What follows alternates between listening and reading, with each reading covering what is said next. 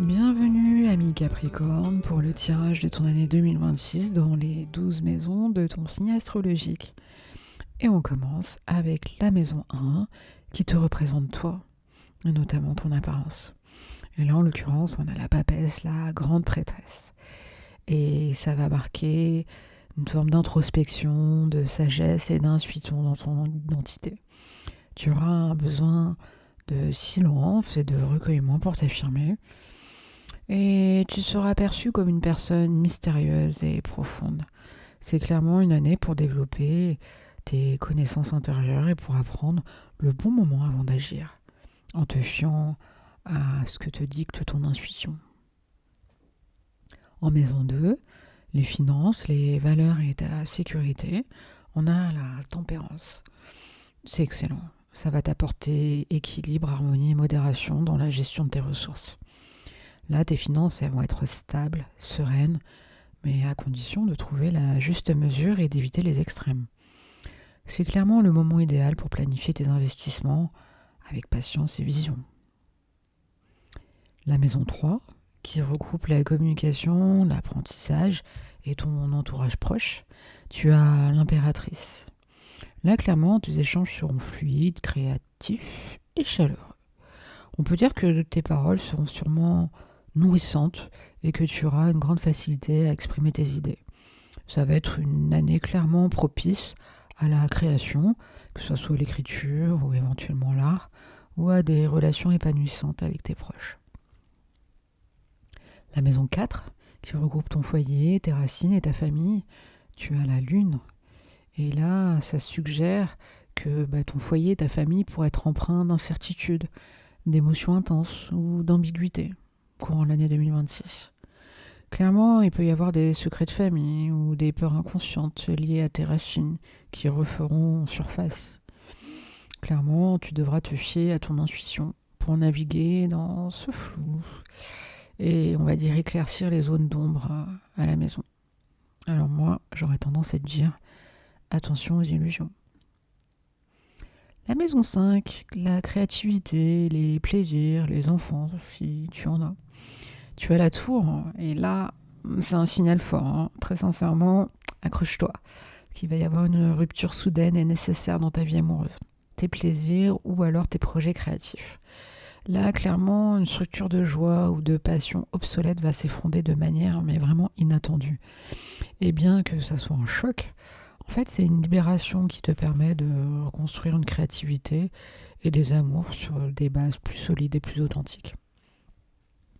La maison 6, qui regroupe le travail quotidien, la santé et les routines, tu as le monde et c'est un signe merveilleux, notamment pour ton travail quotidien.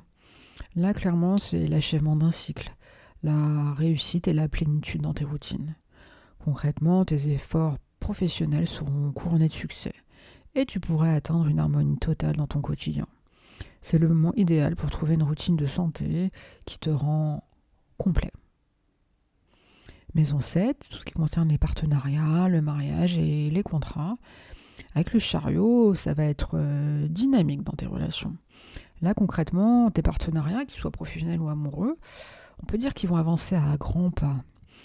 C'est clairement le signe d'un succès et d'un mouvement rapide. Et il se peut aussi qu'une relation puisse devenir officielle ou un contrat important puisse être signé. Tu auras clairement la maîtrise pour mener tes associations vers tes objectifs.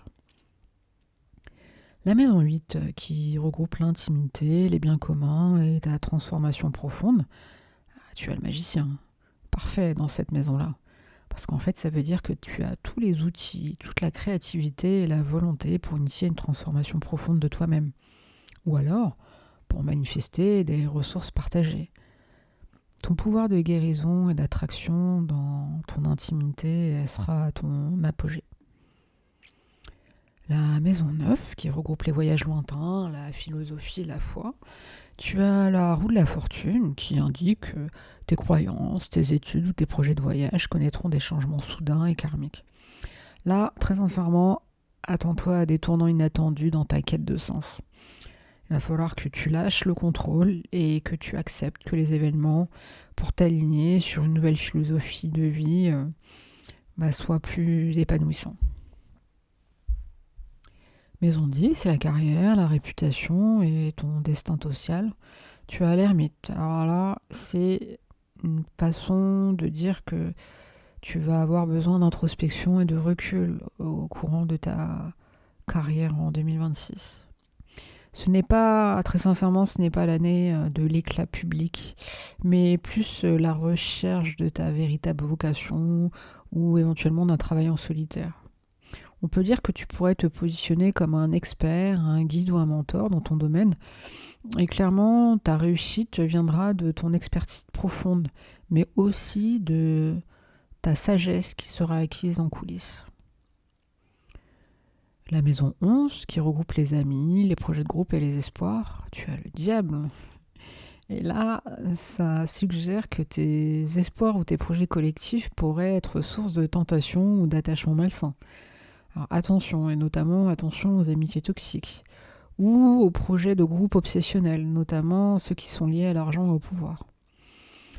Après, ceci dit, ça peut dire aussi que tu puisses avoir un charisme puissant pour mener des groupes. Mais par contre, dans tous les cas, il faudra que tu fasses attention à identifier et à briser les chaînes qui te lient à des idéaux complètement illusoires. On finit avec la maison 12, qui regroupe l'inconscient, les épreuves secrètes et la spiritualité.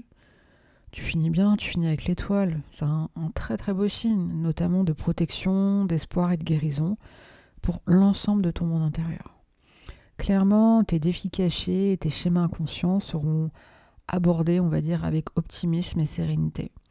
Ce serait clairement le signe d'une guérison spirituelle et d'une bénédiction qui éclaire tes peurs profondes. On peut dire que tu trouveras la paix intérieure en te reconnectant à ton intuition. Très sincèrement, la conclusion est magnifique, puisque le monde est dans tes routines et, comme on dit, à la roue tourne. Alors, ami Capricorne, je te souhaite une très bonne année 2026.